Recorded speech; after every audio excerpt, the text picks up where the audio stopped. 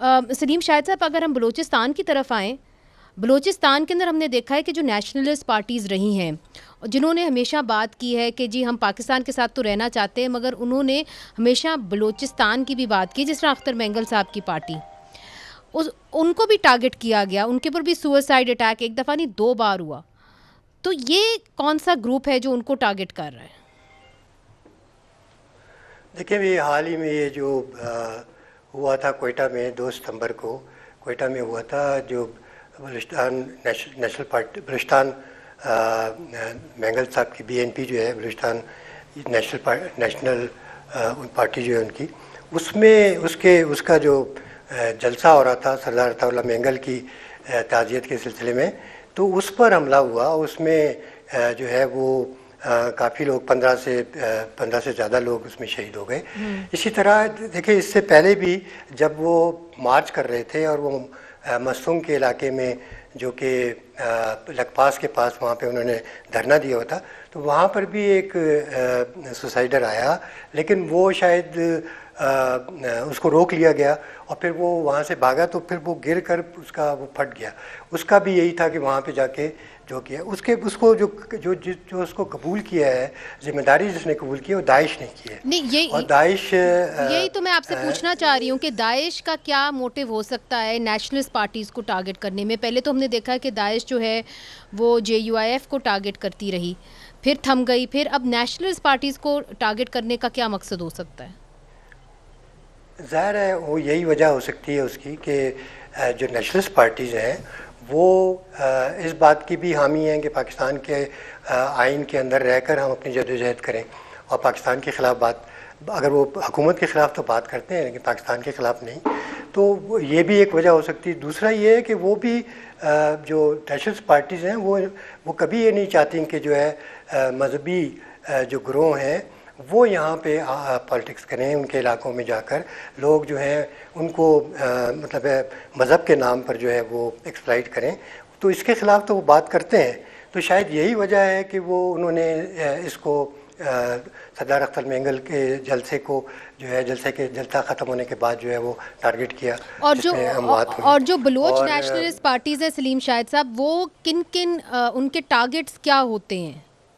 ये जो जिस तरह काजी कोर्ट हमने देखा, ये तो पहली दफ़ा हमने देखा है कि ज़्यादातर तो जो हमने देखा है वो है सिक्योरिटी फोर्सेस टारगेट होते हैं या कि रेलवे ट्रैक्स टारगेट होते हैं, जो डेवलपमेंट या जिसके अंदर इंटरनेशनल रिलेशंस या इंटरनेशनल किसी चाइना का या किसी बैरूनी मुल्क का हाथ हो, उसके अंदर वो इंटरेस्टेड होते हैं किसी प्रोजेक्ट के अंदर। जी हाँ, देखें, एक तो वो सिक्योरिटी फोर्सेस को निशाना बनाते हैं। ये जो वाक़यात हुए आपने देखा, जो बारकान में बसों से उतार के मारे लोग जो है वो वही सिक्योरिटी एहलकार थे, उनको निशाना करते हैं।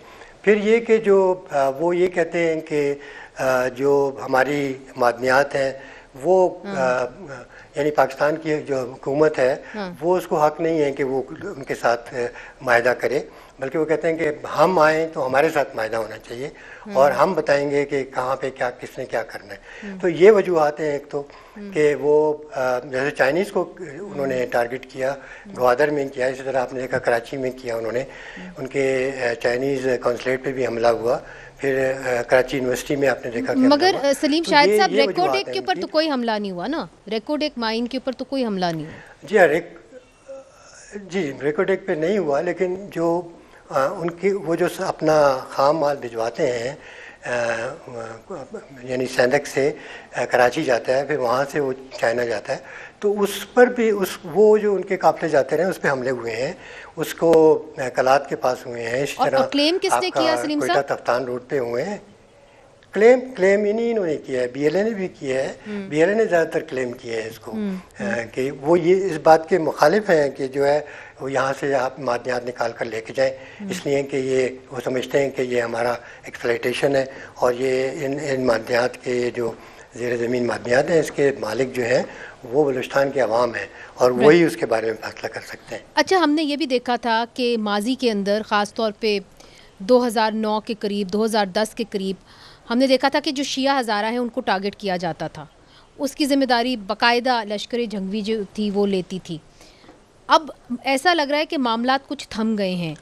तो जो लश्कर जंगवी और IS है, उसका क्या वजूद आपको नज़र आता है बलूचिस्तान में?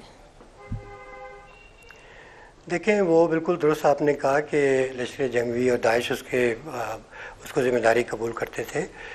जो मतलब शिया हजरात के जलूस पर या मुहर्रम के जुलूस पे हमला करते थे, तो उन्होंने वही करते थे। बात यह है कि वो शायद उनके टारगेट जो हैं या उनके जो मोटिव थे वो उनको हासिल हो गए, या ये है कि जो भी उनके मास्टर हैं उन्होंने उनको रोका है इस बात से कि जो है ना अब ना किए जाएं। और फिर ये कि जो इलाके हैं जो सिक्योरिटी यानी जहाँ हज़ारा कम्युनिटी के लोग रहते हैं उनकी सिक्योरिटी भी काफ़ी सख्त है, और वहाँ पे आप जो है वो बग़ैर चेकिंग के जा नहीं सकते हैं। वहाँ पे FC भी है, वहाँ पे पुलिस भी है। तो लेकिन उस वक़्त भी FC पुलिस थी, लेकिन ये था कि ये वाक़यात होते रहे, तवातर के साथ होते रहे। लेकिन अब जो है वो ये रुक गए हैं। तो ये है कि दाइश और लश्कर जंगवी जो हैं उनका एक ही मोटिव था, और वो मेरा ख्याल है कि मिलकर ये जो है हमले करते थे, और जो भी उनकी बागडोर यानी बागें हिलाते थे वो एक ही लोग थे शायद। जी, आखिर में सलीम शाहिद साहब, ये जो मदनियात की बात हो रही है, मिनरल एक्सप्लोरेशन की बात हो रही है, एक खेप तो ऑलरेडी अमेरिका चली गई है, जो इस वक्त सिक्योरिटी सिचुएशन है बलूचिस्तान की, क्या मुमकिन है कि यहाँ पे किसी किस्म की मिनरल एक्सप्लोरेशन हो सके?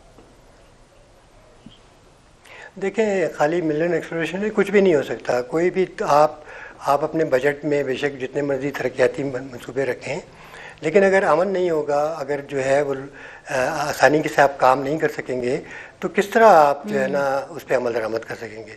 अब ये है कि जैसे सेंधक है, उस पर भी सिक्योरिटी है, FC है वहाँ पे। अब जैसे नया जो है रेकोडेक है, वहाँ पर भी सिक्योरिटी है।